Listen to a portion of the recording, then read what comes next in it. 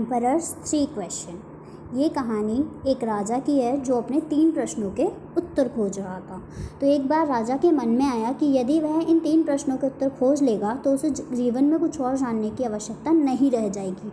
तो उसके 3 क्वेश्चंस क्या थे? पहला क्वेश्चन था किसी भी कार्य को करने का सबसे बेस्ट टाइम क्या होता है। दूसरा प्रश्न था कि किन व्यक्तियों के साथ कार्य करना सबसे इम्पॉर्टेंट पीपल हैं हमारी लाइफ में, जिनके साथ कार्य करना सबसे ज़्यादा सर्वोचित होगा। थर्ड क्वेश्चन था उसका, वह कौन सा कार्य है जो हर समय किया जाना चाहिए। राजा ने यह घोषणा करवाई कि जो भी व्यक्ति उपरोक्त जो उसके तीनों क्वेश्चंस थे उनके सही उत्तर देगा उसे बड़ा पुरस्कार दिया जाएगा। यह सुनकर बहुत से लोग राजमहल गए और सभी ने अलग अलग उत्तर दिए। पहले प्रश्न के उत्तर में एक व्यक्ति ने कहा कि राजा को एक समय तालिका बनाना चाहिए और उसमें हर कार्य के लिए एक निश्चित समय नियत कर देना चाहिए, तभी वह अपना हर काम अपने सही समय पर हो पाएगा। दूसरे व्यक्ति ने राजा से कहा कि सभी कार्यों को करने का अग्रिम निर्णय कर लेना उचित नहीं होगा और राजा को चाहिए कि वह मनविलास के सभी कार्यों को तिलांजलि देकर हर कार्य को व्यवस्थित रूप से करने की और अपना पूरा ध्यान लगाए। किसी और ने कहा कि राजा के लिए यह असंभव है कि वह हर कार्य को दूरदर्शिता पूर्वक कर सके, इसलिए राजा को विज्ञजनों जो हमारे फॉर्च्यूनर्स होते हैं और सूदसेयर्स होते हैं कि एक समिति का निर्माण करना चाहिए जो हर विषय को परखने के बाद राजा को यह बताए कि उसे कब क्या करना है। फिर किसी और ने कहा कि कुछ मामलों में त्वरित निर्णय इमीडिएट डिसीजन लेने पड़ते हैं, जिसमें हमारे पास डिस्कशन के लिए भी टाइम नहीं होता है, किसी से एडवाइस करना या डिस्कस करना किसी के साथ। लेकिन ज्योतिषी और भविष्य वक्ताओं की सहायता से राजा यदि चाहे तो किसी भी घटना का पूर्वानुमान लगा सकता है। दूसरे प्रश्न के उत्तर के लिए भी कोई सहमति नहीं बनी। एक व्यक्ति ने कहा कि राजा को प्रशंसकों में अपना पूरा विश्वास रखना चाहिए। दूसरों ने राजा से पुरोहित और सन्यासियों में आस्था रखने के लिए कहा। किसी और ने कहा कि चिकित्सकों पर सदैव ही भरोसा रखना चाहिए, तो किसी ने योद्धाओं पर विश्वास करने के लिए कहा। तीसरे प्रश्न के जवाब में भी विविध उत्तर मिले। किसी ने कहा विज्ञान का अध्ययन सबसे महत्वपूर्ण है, तो किसी ने धर्म ग्रंथों के पारायण को सर्वश्रेष्ठ कहा। किसी और ने कहा कि सैनिक कुशल में निपुणता होना ही सबसे ज़्यादा ज़रूरी। राजा को इन उत्तरों में से कोई भी ठीक नहीं लगा, किसी को भी पुरस्कार नहीं दिया गया। कुछ दिन तक चिंतन में रहने के बाद राजा ने एक महात्मा के दर्शन का निश्चय किया।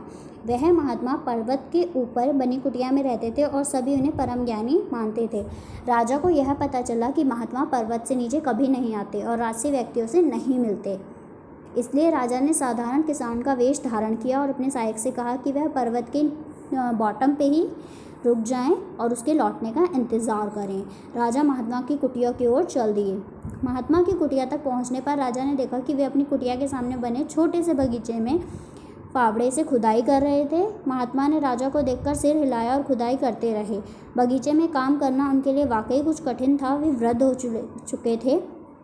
हांफते हुए वे ज़मीन पर फावड़ा चला रहे थे। राजा महात्मा तक पहुंचे और बोला, मैं आपसे 3 प्रश्न का उत्तर जानना चाहता हूँ। पहला, किसी भी कार्य को करने का सबसे अच्छा समय क्या है। दूसरा, किन व्यक्तियों के साथ कार्य करना सर्वोचित है। तीसरा, वह कौन सा कार्य है जो हर समय किया जाना चाहिए। महात्मा ने राजा की बात ध्यान से सुनी और उसके कंधे को थपथपाया और खुदाई जो थे वो करते रहे। राजा ने कहा, आप थक गए होंगे, लाइए मैं आपका हाथ बटा देता हूँ।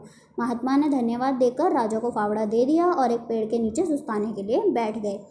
थोड़ी देर खोदने के बाद राजा महात्मा की ओर मुड़ा और उसने फिर से वे 3 प्रश्न दोहराए। महात्मा ने राजा के प्रश्नों का उत्तर नहीं दिया और उसने कहा, तुम थोड़ी देर आराम कर लो, मैं बगीचे में काम करूँगा। लेकिन राजा ने खुदाई करना जारी रखा। 1 घंटा बीत गया, फिर 2 घंटे, शाम हो गई। ऐसे ही राजा ने फावड़ा रख दिया और महात्मा से कहा, मैं यहाँ आपसे 3 प्रश्नों के उत्तर पूछने आया था, पर आपने मुझे कुछ नहीं बताया। कृपया मेरी सहायता करें ताकि मैं समय से अपने घर जा सकूं।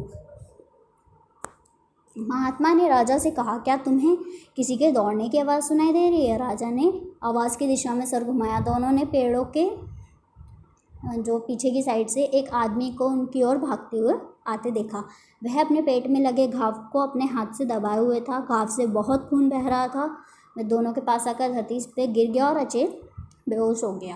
राजा और महात्मा ने देखा कि उसके पेट पे किसी शस्त्र से गहरा वार किया गया था।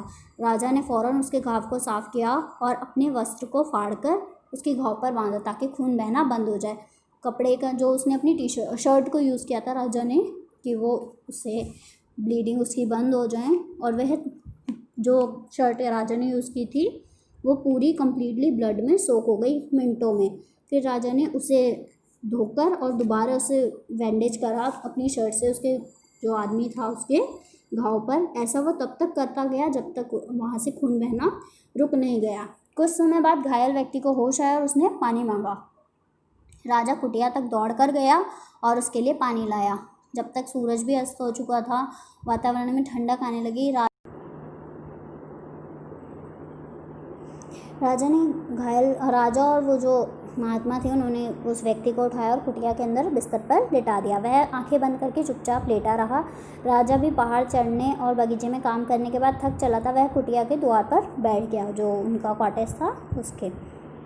उसे नींद आ गई। सुबह जब आँख खुली तब सूर्य उदय हो चुका था और पर्वत पर दिव्य आलोक फैला हुआ था। एक पल को वह भूल ही गया कि वह कहाँ है और क्यों आया था। उसने कुटिया के भीतर बिस्तर पर दृष्टि डाली। वो जो घायल व्यक्ति था वो अपने चारों ओर देख रहा था। जब उसने राजा को देखा तो महीन स्वर में, मतलब बहुत लो वॉइस में कहा कि मुझे माफ़ कर दो। राजा ने कहा, लेकिन तुमने किया क्या है जो तुम मुझसे माफ़ी मांग रहे हो? तो कहा, आप मुझे नहीं जानते पर मैं आपको जानता हूँ। मैंने आपके वध करने की प्रतिज्ञा ली थी क्योंकि पिछले युद्ध में आपने मेरे राज्य पे हमला किया था और मेरे भाई को मार डाला और मेरी संपत्ति हत्या ली।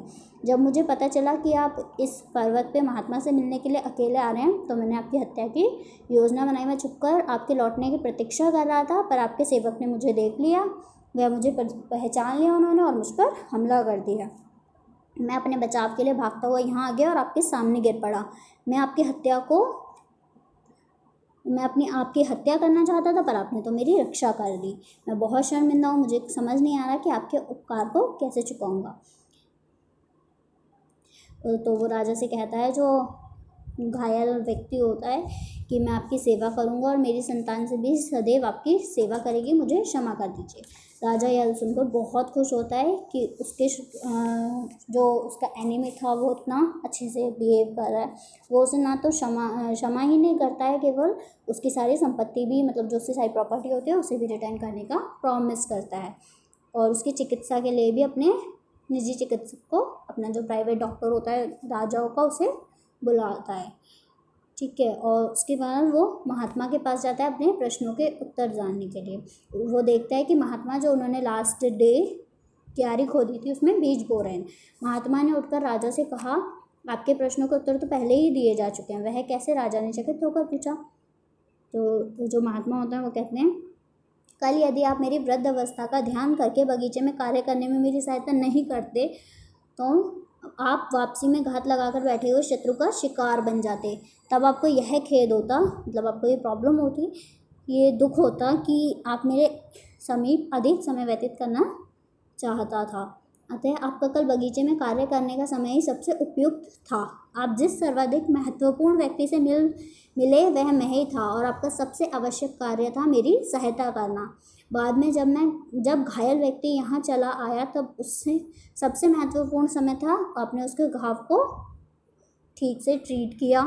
यदि आप ऐसे नहीं करते तो वो मर जाता, क्योंकि उसकी एक्सेसिव ब्लीडिंग हो जाती तो उसकी डेथ हो जाती। तब आपके और उसके मध्य मेल मिलाप नहीं हो पाता।